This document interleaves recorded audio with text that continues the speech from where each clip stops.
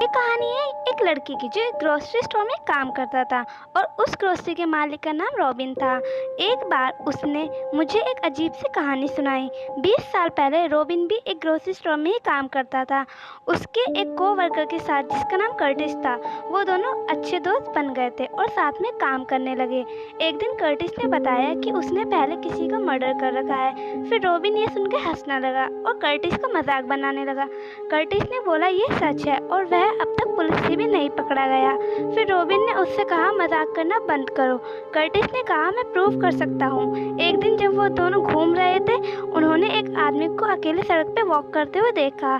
Curtis ने उसे kidnap कर लिया और उसका मर्डर कर दिया। रॉबिन ने कहा क्या इसे पता नहीं है कि ये कर्टिस क्या कर रहा है?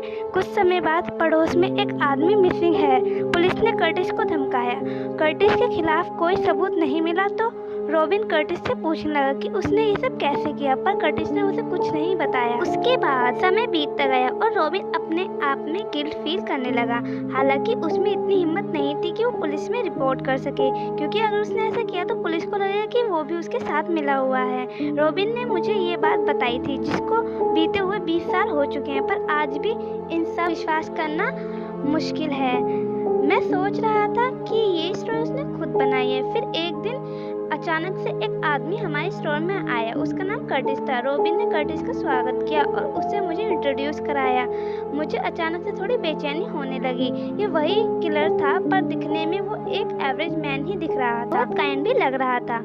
उसने मेरी तरफ देख के काइंड सी स्माइल की। कुछ समय बाद रॉबिन दूर चला गया। मैंने कर्टिस से पूछा क्या रॉबिन ने मुझे जो भी बोला क्या वो सब सच है? कर्टिस अचानक से मुझसे पूछने लगा कि वो किस बारे में बात कर रहा है। मैंने कहा 20 साल पहले। तभी कर्टिस ने मुझे बोलने से रोक दिया और कहा कि वो बस एक कहानी है और उसका कोई मतलब नहीं बनता।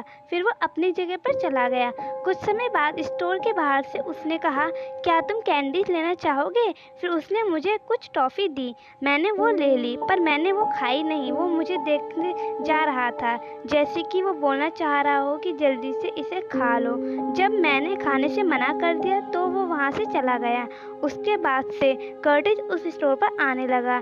जब भी वो स्टोर में आता वो मुझसे वॉक के लिए और बाहर जाकर कुछ खाने के लिए बोलने लगा, लेकिन मैंने साफ मना कर दिया। तभी रॉबिन मेरे पास आया एक दिन और कहा लगता है अगले टारगेट बन चुके हो, यहाँ से कहीं दूर चले जाओ और यहाँ कभी मत आना। जितनी दूर हो सके चले जाओ और उसे अपने आप को ढूंढने मत देना। फिर मैंने वहाँ काम करना बंद कर दिया और उसके बाद मुझे भागने की ज़रूरत नहीं पड़ी, लेकिन मेरे मन में डरावने ख्याल अभी भी चलते थे।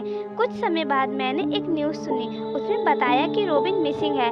पुलिस को पता चला कि रॉबिन लास्ट बार कर्टिस से बात कर रहा था स्टोर में और वो कर्टिस को ढूंढने लगे और फाइनली उन्हें कर्टिस के घर में रॉबिन का बाल मिला। हालांकि फ़र्क नहीं पड़ता उन्होंने कितनी मुश्किल से ढूंढा, पर उन्हें रॉबिन की बॉडी अब तक नहीं मिली। कुछ समय बाद इन्वेस्टिगेशन को रोकना पड़ा क्योंकि पुलिस को कुछ मिल गया था।